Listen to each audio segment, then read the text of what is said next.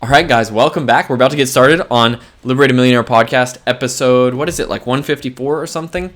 As you can see, I actually just went off screen and popped a pimple. So, welcome to real life, where today your host, who thinks he has lots of great things to say and really important things to say, is wearing the same clothes as yesterday, has pimples, and just is generally a mess. But that's life, right? It's important to be real in life. Okay, so let's get this cooking. Hope the audio quality is okay for you guys. The more applications I run, the more the stream spazzes out. But again, we got a great computer with way more power coming in soon. So let's do it. All right, guys, welcome back to another episode of the Liberated Millionaire Podcast. I am so pumped to be with you. And I'm so pumped to just share messages that help you grow, that help you become stronger, that help you become happier. Guys, that's what it's all about. And today, I'm going back into the well of non-standard behaviors that help give me an edge in life. And remember, we use the word non-standard, right? I call it weird a lot of the time in titles to hook you in. But the truth is, most people's problem, the catch-22 everyone is stuck in, is everyone wants to be extraordinary because that has a positive connotation. But nobody wants to be weird because that has a negative connotation. But the truth is, right, that those things are synonyms. And so everyone is messed up in the head trying to simultaneously stand out and be extraordinary while never being weird, which is literally impossible. And so that's the premise we're operating under right now, is that first of all, ditch your fear of being weird. Second of all, rather than trying to want to be extraordinary, which can cause you to try to be good at things that don't actually matter, instead, what I want you to do is choose to be non-standard in the ways that are uniquely suited to you to be more productive and happier. So for example, right, just to clarify this overall concept, when I was at work, I always wanted a promotion. Even when I was a computer programmer, I wanted to be the best computer programmer. Truth is, I wasn't that interested in computer programming. I just wanted significance. I wanted to be extraordinary, right? But I never got that kind of reward because I really wasn't extraordinary and I felt bad. Similarly, I've wanted to, grow and do self-improvement stuff, but for a long time I was afraid of sounding weird. Truth is, I wanted to be non-standard in these ways, and so I needed to let go of being weird. So you got to let go of both the fear of being weird and the desire to be extraordinary. Instead, you just listen to yourself and listen to the part of you that knows what it is supposed to do differently from the crowd because you're uniquely suited to it, right? Like, put it this way. If you were born with 6 arms that were all really functional and you had all these special capabilities, you'd be pretty freaking weird. But you'd also be pretty extraordinary, but most of all, you'd be able to do non-standard things. Maybe you could climb trees and save cats from trees and be a really good fireman. Or maybe, or put out fires, right? Or maybe you could be a dealer at a casino because you had so many hands, you could deal all the cards really well. Or whatever, right? The point is, whatever you're born with, whether it's 6 arms or whether it's some smaller, less tangible trait, which is for most of us probably what it is, the point being that you have non-standard things about you that you can now leverage to create a great life experience. And one of the things I do that just personally helps me create this great life experience is something I like to call calling my shots in advance. All right? And this is just a fun couple of stories. It's not too serious. I haven't thought this out. I honestly just thought of this before the podcast episode. But I actually think it's really, really wonderful. And so I think we're going to go with it. And it's all about calling shots and what it teaches you, okay? And so here's the deal. Here's this practice I'm calling shots and why I do it so much. Let's start with a story.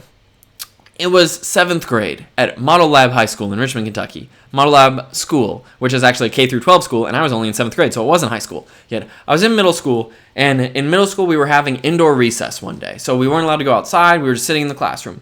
And we were playing cards, but we were just all sitting around being like Dumbos. And so instead of playing cards, we just had a deck of cards sitting there. And so what I did is I just looked at everybody there, and I have a vivid memory of this, right? Which is probably, even vivid memories get corrupted, but I have the basic memory, which is I just looked at this deck of cards, and I looked at my friends, and I said, I'm about to pull the 7 of hearts out of this deck. I don't know why I said that or how I came up with it. I just said, I'm pulling the 7 of hearts out of this deck, right? And so I just reached in and pulled a card, and I flipped it over, and bam, if that wasn't the 7 of hearts itself. And everybody went insane. We all started rolling on the floor, a bunch of 7th graders like, oh my God, he did it. How did he do that? He's psychic, whatever, right? And it was just such a fun moment and such a vivid memory that I still have it to this day, even though it was literally just a random 1 in 52 chance of picking a card out of a deck. But that was one of my first experiences of doing something called a called shot. right? So think Babe Ruth calling the, home run, or Joe Namath calling the Super Bowl, or whatever it is, right? A called shot. But here's why, right? That silly story is actually such a valuable tool in your arsenal. And so I'm going to walk you through this and why I'm starting to do this on purpose now, rather than on the spur of the moment or just to look good, right? Why I'm starting to do called shots on purpose is because called shots help others learn from you so much more, and they inspire others. And called shots also teach you that it's okay when things go wrong, all right? So what do I mean by all this, by called shots? Well, I'll give you an example in real life right now. I am calling shots that at some point in my life, I'm going to be earning over $10 million a year from my personal businesses, right? That is a called shot. Right now, I earn about negative $400 a month. I'm not kidding you. At the time of this recording, right, my QuickBooks account for my coaching business earns negative $400 because that's how much my monthly maintenance, technology, and accounting software and like funny, right? Like you have accounting software to make negative money. Like great job, Woody. But I do because it's important to be a real business. And my video storage and my websites and all of that stuff, right, costs money, and paying for advertising, stuff like that. And I'm currently doing all my stuff free because I know that to have the biggest, boldest future, I actually need to get people on board free. I'm huge into this thing, which I call no negative experience marketing, which is something I've designed for myself because I was never good at traditional marketing, where, most marketers reach out to people and they cold call them, which is always a negative experience. Nobody ever wants to get a cold call, even if they end up buying the thing. And so I have this no negative experience marketing where everything I'm doing is ground up just by creating amazing stuff and making it so other people want to share and watch it grow organically. And it takes time, but it's great. And so the reason I'm calling my shot, the reason right now I'm sitting here with negative $400 a month and earning from my coaching business. Now, I do earn a couple thousand a month from my art business, so it's not like I'm just sitting here making no money, right? Obviously, my wife has a larger salary at this point, but I do make, multiple thousands per month selling her art, right? And I'm the key cog in that, in addition to my wife. And so, I'm doing good stuff. But that's not the point. The point is actually all this, negative challenge. Reason I'm calling that shot is because now every content, every video I can make, because I'm so transparent about it, I can encourage you, right, the listener, to do your own new thing. And it doesn't seem like I'm better than you. It doesn't seem like I'm hiding anything. I'm both totally transparent and totally confident that I'm going to get where I'm going to go. And so that's why calling shots as a non-standard behavior for me is so helpful, is because it helps inspire you. It helps show you that I'm not all the way there yet, but guess what? I'm going to get there. I'm going to make it happen. That's a guarantee. And I know I'm going to do it. All right? And so that's one benefit of called shots, right? Another benefit is you can look really cool to your friends if you just call shots randomly, right? But then there's another thing, another called shot moment that I noticed really profoundly affected me. And you guys probably think it's funny how I have these random memories, but this is the way life is meant to be lived, is you're supposed to learn from the world. And so when you really learn something, okay, it's going to stick with you. And so you want to be taking everyday moments and just making them, boom, stick with you. So I have this moment, right, where I was in Apex, North Carolina at this place called Knights Play Golf Course. It's just a par 3 course. It's a nice little par 3 course. They have outdoor lighting so you can play at night, and they have all this great stuff. And so, you can play all day, and it's a 27-hole par 3 course. But what's really cool about this place, Knights Play, right, is that I got to go play by myself and hang out and just do my own thing golfing. And so what I noticed while I was golfing is that I had a lot of fear. Golf is a great sport for fear because there's almost nobody in the world who has no fear when they're hitting a golf ball. It's just this little still tiny ball, and it sits there, and yet it's so hard to hit it where you want to go. Sometimes it's hard even to just hit it. It's such a hard sport, and it messes with your mind like no other sport. Golf is the single most mentally mind-blowing sport because it's so simple physically that it just gets in your head, right? And if you've ever watched people play golf, I used to play in a golf league with all these older men and women from SAS where I worked, and I had this partner who would just yell at himself, and he'd be like, why'd you do that? Idiot. And I'd be like, man, golf really messes with people. But my point is, I'd been playing 9 holes of golf, and after 8 holes, I noticed that I was still afraid, right? I noticed I was still afraid every time I went to hit the ball. And I said, you know what? There is something wrong with this. There is something wrong with the fact that I'm doing a leisure activity that has no bearing on real life. None at all, right? And yet I'm still afraid to hit the ball. I'm playing by myself on a golf course with myself. Nobody's watching me, no judgment, no anything, yet I'm afraid to hit the golf ball and give it my all. And specifically what I was noticing is I was afraid to feel confident in a positive outcome. And so I come up on the 9th hole, right? I'm just playing 9, so it's the last hole. And for 8 holes, I've played fine golf, but I've been scared. And I said, on this hole, I'm calling my shot, right? Like, I'm hitting this ball on the green. I am going to do it. And so I take the first ball. I'm playing 2 balls because generally you're playing golf by yourself. You can hang out, right? You can play 2 balls at once, so that way you get twice the practice. So I would hit one ball, hit another ball, and then go hit them both, and eventually putt them in the hole. So I hit the first one, and it's this big, beautiful shot, and it lands like right on the green. And I'm like, heck yeah, that confidence felt so good, right? And it was a whole different feeling. And so then I take the second ball, and I hit that one with confidence, and boom, it lands right on the green next to the first ball, and they're both about 20 feet away from the hole. And I'm like, I'm a genius. Like, I'm so good, And you might be thinking, cool, Woody, like, great story. Anybody can make chance happen like that. But that's not the point of the story. So let's keep going. So then what happens is I get up on the green, and I'm 20 feet away, and that fear starts to creep back in, but I'm like, no, I will focus on the positive outcome.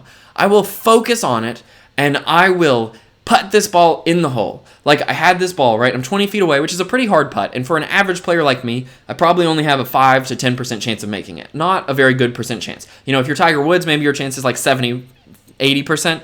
But for me, it was like a 5 to 10% chance of making it. But I said, I'm going to have confidence. I'm putting this thing in the hole. And I envisioned it, and I made myself feel like I already did it, right? And then I putted the ball, and guess what happened? It did not go in the hole. The ball did not go in. I missed it by just a little bit. The putt felt good. Everything felt good, but I just missed, right? It's only a 5 to 10% chance putt. I can't be perfect. And yet I still felt really good because I gave it a good try. But I also thought, you know what? I got one more ball. That was just the warm-up ball, right? I got one more, and I'm going to put this one in the hole. And so then I wound up and I putted it, and guess what happened? It went in. Just kidding. No, it didn't go in. I did the same thing over again, and I putted it, and it missed again. And so I had 2 misses. And so now you might be thinking, well, Woody, great. You've just ruined your whole story. You just ruined it because you told me you were going to teach me how to have positive thoughts and always get what I want. And now you're missing, like great. Like, you just disproved your own story. No. I just taught you something so much deeper, because guess what happened after that? I still felt amazing. What do I mean? I mean, guess what? All that time winding up to the ball, I felt amazing and confident and like I was using the best of my abilities. And then I putted the ball with the best of my ability. And I envisioned it going in, and I did the best I could. And it just barely missed. But guess what? Even after that, I felt no shame. I felt no shame for having called my shot and having it not gone in. I felt great, right? I acknowledged reality. Hey, it didn't actually go in. But what I learned is that the whole time, I'm about to cry. This is so inspiring to me. I'm literally about to cry, right? Live recording this. Is the whole time I didn't want a result. I didn't care if the ball went in or not. Like, who cares, right? It's just golf. It's just life. Things happen. I didn't want the ball to go in. What I wanted was relief from that fear that I wasn't good enough. Was relief from that fear that I needed to focus on the negative just to try and prevent it from happening. And so what I learned that day golfing, I hit 2 great shots, and then I hit 2 great putts. And by the way, these putts were significantly better than putts I'd been making earlier in the round. So even though I had called a shot and visualized it going in and then missed, I still achieved a better tangible result. Even I wouldn't have made those putts anyway. I in fact got closer, and they felt better, and I learned from them. And then I putted them in for par, both of them. And so what I learned, though, is that it felt so beautiful. It didn't matter whether it went in or not. What matters is I got to feel the positive feeling. And so there's such a deep lesson here. The lesson is about focus. Now, if you hear me talk, there are 4 levels of existence in life. There's the physical at the bottom, then mental, emotional, and then consciousness and or focus. It's the same thing, okay? Right? Meaning, at first you're just aware of your physical body, then you can be aware of your thoughts, but they're harder to manipulate. Then there's your emotions, which are even harder to manipulate, but you can. And then there's your consciousness, which means you can be a consciousness experiencing a human having thoughts, emotions, and physical body, and you can even be aware that you are conscious as you are doing that, right? And so there's this fantastically beautiful pyramid. What I learned is something of focus, something that almost nobody learns because everyone is so confused. The truth is, when you focus on the desired or positive outcome, when you focus on the feelings of confidence, you automatically get everything to turn out better, okay? The whole time I'd been golfing, I had been thinking I needed to focus on the negative, because if I focused on the negative, I could criticize it and improve it.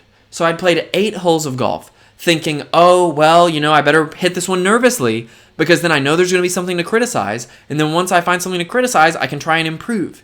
And it was all about the result. But the funny thing was, when I called those shots on the 9th hole, I suddenly didn't care about the result because I felt this amazing focus and this amazing, beautiful consciousness and this relief from negativity. More than anything, it wasn't about the positive feeling. It was about the relief from this persistent worry, guys. And so when I did that, my whole life changed. And so when you do called shots, it's not about getting the result. It's about saying, this is where my focus is, and this is the way to be happy, fulfilled, and successful. It all comes from having a positive focus. That's what's important. Is when I was putting that golf ball, not only did I get a better outcome even though I missed, right? Not only did I get a better result even though I didn't make it, but I also felt that beautiful feeling. And so you want to know the big mistake we're all making in life? And this is key, right? I'm hinting at a secret that I will reveal in Mental Health 101 in full glory. But the mistake we're all making, and this is part of Mental Health 101, is that we all do this thing where we worry and worry and worry, and then life turns out okay, and then we think it was the worrying that made life turn out okay. But in reality, life turned out okay because life is life, and it's always just going to turn out the way it is, and you can't control it. And so if we had chosen to be happy and not worry and put our focus on the positive, life also would have turned out okay. So when I chose to focus on the positive, then even when I missed it, I didn't think, oh no, woe is me. No, life turned out okay. My putt was still pretty close, and I got to putt in for par on both of them on the par 3. Par is a great score for any kind of daytime golfer, for an average golfer. And so that was great, right? And then I just get to explore this in more and more of my life. But I want you to always know, in conclusion, right?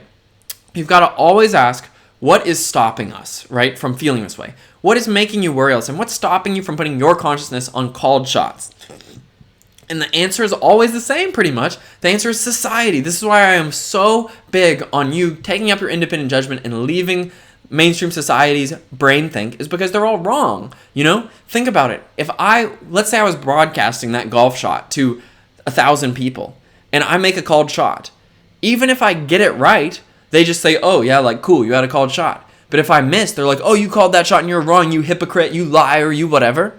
And even if there's nobody to watch that, guess what? We invent them in our head. And so you want to know why you're so nervous and worried all the time? It's because not only do you think that putting your focus on the negative is going to help you, it's not, but you also think that everyone's going to criticize you. And so let me solve that for you. First of all, we solve the focus part, right? We know that focusing on the positive outcome and on the result you want and consciousness and calling your shot creates a superior outcome and feeling for you every time, even when you don't make the called shot, even when you don't make it. But here's the other thing I want you to know is you also don't actually need to worry about what other people think. Why? Because if you really make a called shot and miss it, if you really do something like that, chances are nobody's really paying attention anyway, and so nobody's really judging you, right? You may get a few naysayers, and we'll work on that and how to not be worried about that, but chances are 99.9% of the worries you have are actually just made up worries in your head. They're not real, guys. They're not real. And so the beauty is that when you call a shot and make it, something amazing and inspiring can happen for others.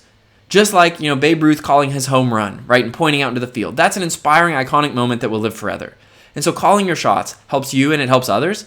And when you call your shot and you miss, chances are nobody even noticed. Nobody's even watching, If I end up making $10 million a year, I'm going to be able to point back to these videos and podcast episodes when I had 3 YouTube subscribers and was making negative $400 a month. And I'm going to say, I called this when I was making negative $400 a month. What's stopping you, right? And if I never make it there, if I end up just middling out and making, $100,000 a year or $50,000 a year or something like that, I honestly can't see that happening. But if it did happen somehow, guess what? I would be better off for having shot for the stars. I would be so much happier. I'd have so much more consciousness. I'd be so much in a better place. And nobody would be digging up, YouTube videos with no views trying to accuse this guy of being stupid, right? Nobody would even care. Nobody would even care. And so that's the beauty, is a called shot is actually all upside, no downside. It's not about arrogance. It's not about ignoring reality, right? This is the important thing I need you to understand, is it's not about succeeding at the actual shot itself. It's about experiencing consciousness focused on the most optimal outcome and the most happy state. And if you get your consciousness to where you experience that, you're naturally always going to have the best possible outcome for the situation, even if it is not the ideal outcome. So guys, that's the lesson for today, is maybe it's time for you to start calling some shots. Again, I'm a guy sitting here making negative $400 a month in my business, telling you that there will be a time when I will come back and point to this video when I'm making $10 million a year and say, I made this on one of my first videos, guys. Like, if you know, you know. And so I'm doing this for the sake of other people. It's a risk, but the truth is there's not really a downside, because if it doesn't end up coming true, nobody will ever be paying attention to this video. That's the beauty of a called shot. So it's time for you to go out and call it, right? It can be something as simple as picking up a deck of cards and saying, I'm going to flip the 7 of hearts. And you might flip that 7 of hearts and you might have an amazing memory for the rest of your life. And if you flip the 8 of clubs, literally no one will ever remember that. That's like in that example, right? I've done that. Do you know how many times I've done that with decks of cards? Probably over 52 times at this point. There were probably 51 other times I called 7 of hearts, because now that's just the card I call, and I flipped it over, and it's just never it anymore. But nobody's ever remembered that. But the times you call the shot and it pulls off, people remember and you inspire people. So guys, I hope this inspires you. This is my attempt to create a preemptive called shot to inspire you. I'm trying to practice what I preach. Guys, it's time to conclude this episode of the podcast, but I hope this non-standard behavior helped give you some guidance. And remember, I got a YouTube channel now, Living Life with Woody Rini. Everything gets archived up there. It's the place to be. So go on over there and let's grow together. Let's be these positive influences who help each other grow together. Guys, and amazing stuff will happen. Remember, change yourself first. Your life, the world, your dreams, all that stuff's going to happen, but only if you always focus on yourself. Peace out. Awesome. That was really good, guys. That was really, really great. All right. What's up, folks, on the video? As always, you get this cute little dead time of video editing, and now we're going to stop recording and stop streaming. I'll see you later. Thanks so much for joining me.